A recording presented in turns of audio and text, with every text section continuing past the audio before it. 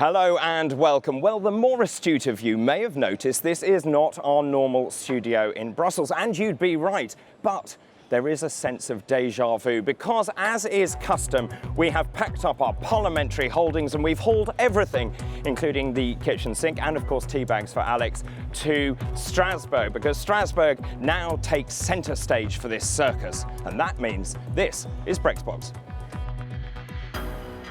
Well, joining me, I have a panel of quite splendid experts. I'm delighted that, Nigel, you've found time to join us as well, which is marvellous. Well, absolutely. I'm thrilled to be here, and on a really big day. Very big day. So we've all just been in the Brexit debate. Yeah. We had a total of 4 minutes to speak in 3 hours of debate, but you spoke very eloquently. What were your take-home thoughts at this stage? Two really big things came out of this morning. Back in July, when we were last here, and it was a few days before Boris became PM, but it was inevitable that he would become PM. Yeah.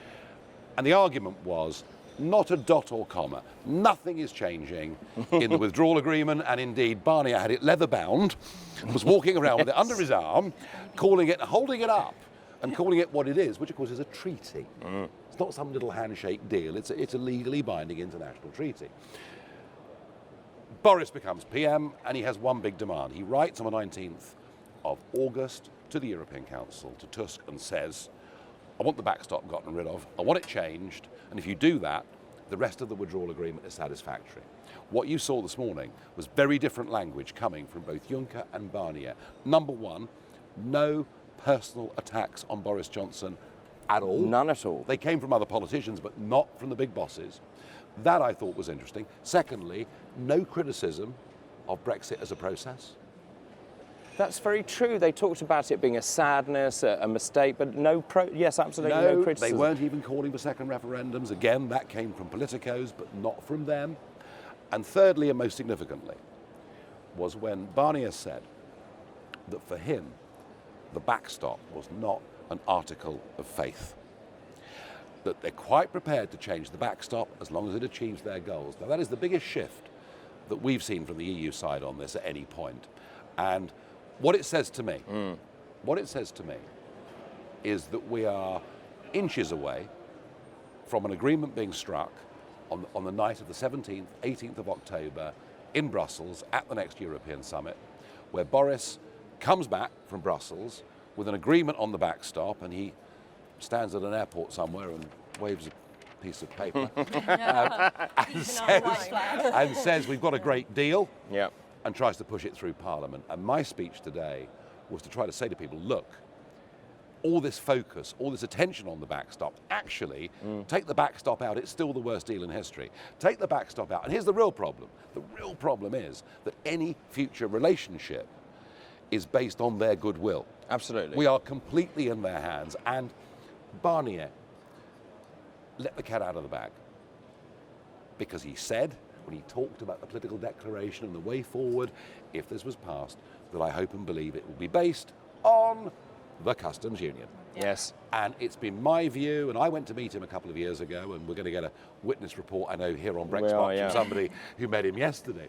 But my view, after that first meeting with Barnier 2 years ago, was he had one intention, and that was to keep us inside the single market. And did you hear Verhofstadt this morning? We will not allow the United Kingdom on the edge of Europe to have different rules, different regulations, and you begin to understand that actually what this EU is. It is a protectionist club. It is great for big businesses. It is bad for consumer choice. It is bad for prices. They do not want us to break free because they know if we do and become more globally competitive, we will be considerably richer than they are. So following your train of argument, the fact is that I think you're right that people have got Brexit apathy. I think people at home really think, well, you know, if there is a deal in place, and if Boris comes back and if he does wave this piece of paper and say, look, I've got an amazing deal, people are going to think, thank goodness there's a deal. But, you know, our challenge is actually to say this is, as you say, not a great deal. It's a new treaty and it's not good for Britain. Well, it's an amended treaty. Actually, our task is to say to people, this is Mrs May's deal that's been reheated. Exactly. You know, and I thought it was very interesting, very interesting comment on Monday in the Sun newspaper. Trevor Kavanagh, you know, veteran political journalist, arguably one of the most influential politicians of the last few decades, And Trevor Kavanagh said that the people want Brexit delivered, but not at any price. So this is all about perception. Boris will try and bury the rest of the withdrawal agreement, and our job, and we've got a month as the Brexit Party to do it, because believe you me, there's nobody else. Yeah. Our job is to explain to people that it will tie us to state aid rules. Our job is to explain to people that it'll be the European Court of Justice that adjudicates. Our job is to point out to people, you thought 39 billion was a lot. Well, it's like a game of poker. They're going to raise you, because if we extend, it'll be yet more money. So we've got a huge, I think, in democratic terms, I think the Brexit Party's got a massive job of work to do over the course of the next month. Alex, I was just going to ask you, in terms of resonance, I know you spent a lot of time on College Green doing lots of interviews, but in terms of constituents and what people are saying to you on the ground, are they saying not at any price? Yeah, no, absolutely. And I actually think the great British public are far more clued up than perhaps the Conservative Party gives them credit for. These people, you know, with citizen journalism now, people are engaged, they're reading Twitter, they're looking at what all politicians are saying, they're actually informing themselves about politics for one of the first times that I've seen in my lifetime. I mean, that's been a good thing about Brexit. But no, absolutely. I think people have become alive. I mean, 2 months ago, we didn't even know the word prorogue, and now is a regular one down at the pub. But people have become alive to what the EU is trying to do. And I think that, like Nigel's saying, one of the main points we have to make is they want to stifle us from being competitive, and that's frightening. The state aid will stop us being able to defend our big manufacturing. There'll be lots of coercion to get British businesses to relocate over to Europe. They are desperate for us not to have the City of London flourish. They'll keep doing everything they can. I used to think at one point, as long as we get 1 foot out, then divergence will increase. I don't think that's the case. No. I think if we stay 1 foot in, the next government will drag us back in, it'll be cozying back up to Brussels, and it will have all been for nothing. Belinda? Well, I love your piece of paper because it reminded me of Chamberlain, and I wonder whether he's going to have a Chamberlain or Churchill moment when he comes back, because all our eyes are going to be all over it.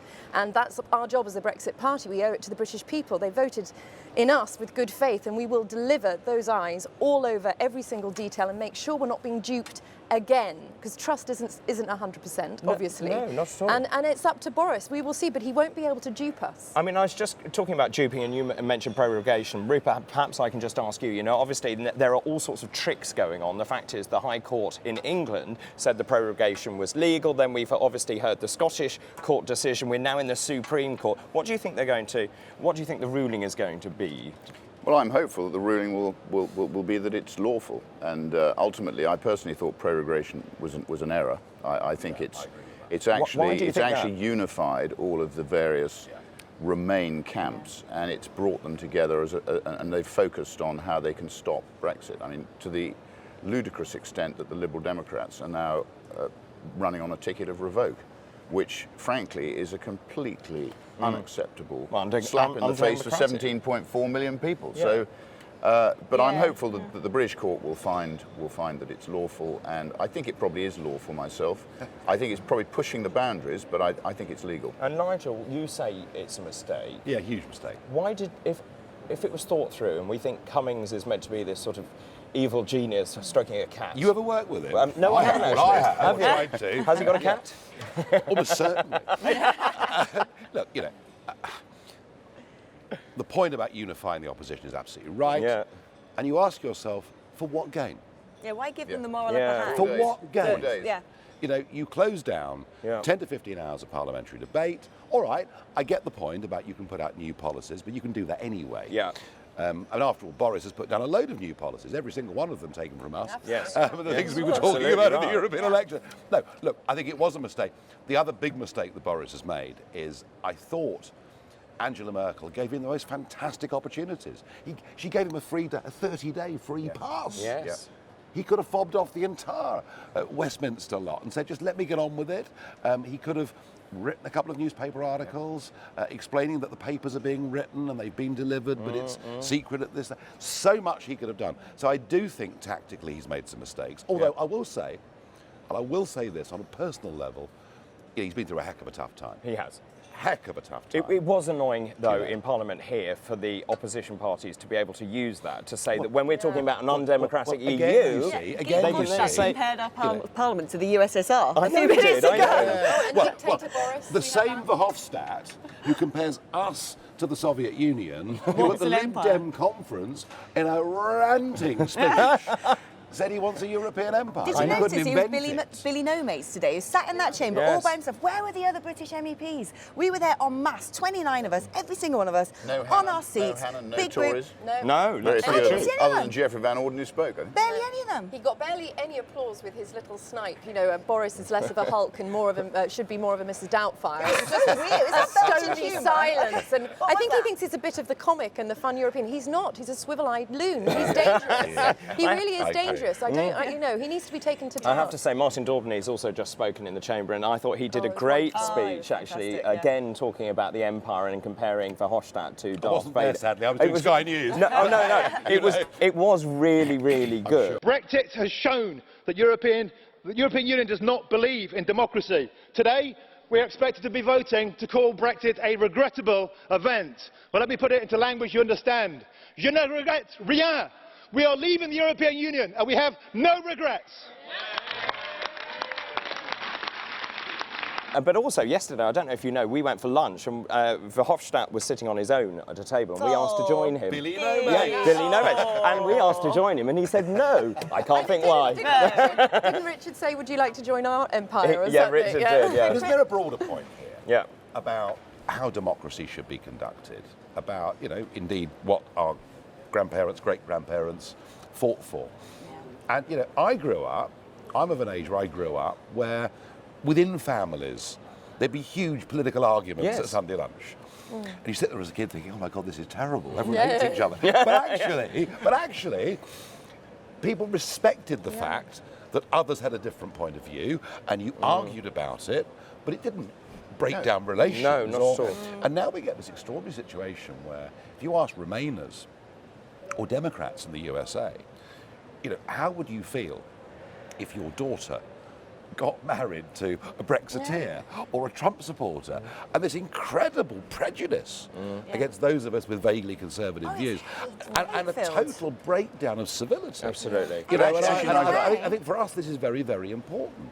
We hold our views very firmly. I mean, so firmly that we've put aside our normal lives to come and do this. But it is quite worrying that we've got a new trend in politics of a group of people who think that their view is superior to ours. But we're real people representing real people, so I really can't see.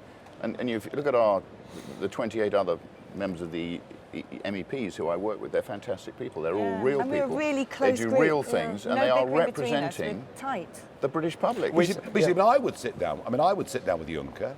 For lunch. Yes, you would. Different point of view. Yeah. But you'd have a proper debate and a civil conversation. And that's what. But it is. It's interesting. It's the liberals. It's the so-called liberals who are promoting this new illiberal philosophy. Illiberal undemocrats, yes. In every sense, and divisive as well. Yes. But it's them pushing this new idea. I just want to go back. You said something about Boris is having a hard time. I couldn't agree more with that. And that empty podium, the sort of empty, lonely podium in Luxembourg, I thought that was atrocious, the way he was treated. Little pipsqueak, looking for his 15 minutes of fame. Bethel's his name. Write it down, folks. Xavier You'll never Bettel. hear of him again. I think he'll be in trouble It for was that. dreadful. And, to set the podium up with these loudspeakers designed to go to the crowd was wrong. All Remainers, all shouting abuse. Even the ridiculous. BBC, our national broadcaster, said this isn't feasible. We can't conduct a press Is that right? conference. Did they say? Yes, they I did. didn't know that. And they said this isn't feasible. And then Luxembourg went, oh, sorry, our broom cupboard where you could do it inside isn't big enough. And I was thinking, well, what would have happened if it had rained? It's nonsense, and isn't it was big enough earlier in the day for Stephen Barclay to do his press conferences. Oh, how strange, the ever-shrinking Funny room. that. Funny that. Let me just ask you, Rupert, because you've had quite a week, haven't you? You've sat down with Michel Barnier. I have. How did that happen? Well, I'm on the Brexit committee with Michel Barnier, and I just thought there's so much nonsense. I mean, I've never understood why there's any link between trade and sovereignty. Ultimately, we could trade with anybody. We don't need to basically give up our government to them in order to do so. So And I've been studying Laurent Bartels has written a big paper on Article 24 of GATT, Clause 5b, which effectively states quite clearly that if two countries wish to continue with their existing trade arrangements while they negotiate a proper long-term treaty, as long as they're negotiating in good faith and they actually mean it, we think there is an opportunity to do that, which means we don't have to get into all this nonsense about punishing Britain for leaving the EU. Ultimately, you know, we are a massive economy in our own right. We represent the same GDP as the 19 smaller members of the EU. And look, I like Barnier. He's a decent man. I think he's a proud man. He's clearly negotiated, and I told him this is a fantastic deal. Albeit with our Remainer establishment, which I told him. And as Nigel says, he's obsessed with the single market. He's obsessed with his treaty, and he kept asking us, or me, why won't you support my treaty? And I said, well, to be honest, Michel, I wouldn't support your treaty if we just lost a war to you. Yes. Yeah. So look, I like him. I also told him that if he's not careful, we are Anglo-Saxon pirates, and if at the end of the day he forces us into a corner, he will unleash the forces of Anglo-Saxon entrepreneurship on Europe, which ultimately is, I think, what they fear, as you said earlier, Nigel. Because actually we're the most creative, we're the most incredible group of people really in the UK, and what we need now is to be set free. We were all told, in '97 that we had to join the euro. Well, that was now, in the benefit of hindsight, completely wrong. Yes, and, we made the right decision. The reason I wanted to meet him was that there's so much that's illogical about the way in which Europe and Britain are negotiating this exit. There's no common sense, there's no logic. So I just wanted to talk to him and find out why. Now, he disagrees with me on Article 24. We strongly disagree. Right. So at the end of the day, I did ask him, have you looked at it? They said they had.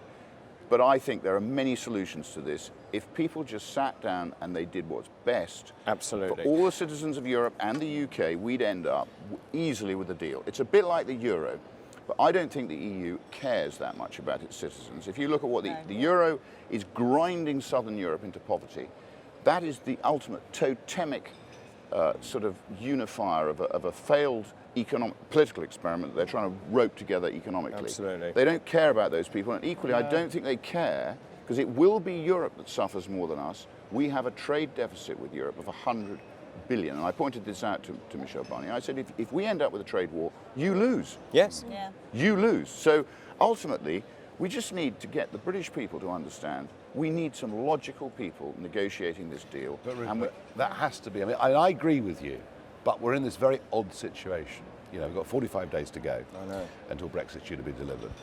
And I spent 25 years, like you, coming from a trading, merchanting type background. I spent 25 years wanting us to have a simple free trade agreement with our European neighbours. But I think we've got to face the facts. That is not realistic between now and the 31st of October. And I genuinely think that the only way you can deliver on the Brexit result is to go for a clean break Brexit on the 31st of October. If we were to give notice, we were doing that, I reckon he'd change his mind about Article 24 of the GATT Treaty. Yes, I'm sure you're right. Nigel, it's interesting you say that, because he did actually say, I stand ready to negotiate a free trade deal if and when the UK leaves the European Union with no deal. What are your thoughts, Belinda? So I actually think I thought yesterday he was less sure of himself than I've seen him in the past. I've met him once before. So maybe there is sufficient doubt, and I said to him, I thought as you call him, the pipsqueak's behaviour towards our Prime Minister, who ultimately... What did he say about that? Well, I said that doesn't help things, and it makes a no deal or a clean break Brexit more of a probability than a possibility now. So I think he can see that might happen, and it still could. And you and I, Nigel, both agree that's the best thing for the UK. We walk away from all our contingent liabilities. We can then cut a deal with Europe that suits us. We can also then trade with the rest of the world, which is ultimately where most of our trade surpluses are. I would say on the ballot paper, it wasn't Remain and another version of Remain. And unfortunately for me, May's deal, or Barnier's EU treaty, as we should call it really, is another version of Remain. Yeah. And this is why they want it so desperately. It's worse than Remain. They've got their feet up in there thinking, we don't have to do anything. We've got our people working for us in Parliament to stop Brexit or to get them to sign a deal. We'll back them into a corner and make it the deal or no Brexit. Well, it's back to what we're all standing for, change Westminster for good, Right. because ultimately Yeah, exactly. our civil service and our elected politicians are not operating in the interests of the British electorate. Yeah. Dare I So- say last word to you, Alex? Dare I say? Do you know what? I feel like this has been a very one word, sombre yeah. BrexBox, and I think it's because the headmaster's here. Do Yeah. you know what I mean? Like, No, I don't think it's been sombre. It wasn't sombre, was it? I mean, there's no beers on the table. I know there's I know. We've got to go and vote. Well, we though. thought we You better know. behave. Yeah. Well, we're behaving for you. Yeah. Porlock. Well, 45 days to go, a lot to do in that time, and of course an ever-changing playing field. Thank you very much to all of you, to Rupert, to Alex, to Belinda, and of course to Nigel. And of course, we have to go now, and we have to pack our parliamentary boxes because it's time for the whole lot to go from Strasbourg back to Brussels. You wouldn't believe it. We'll see you soon. Until then, bye-bye.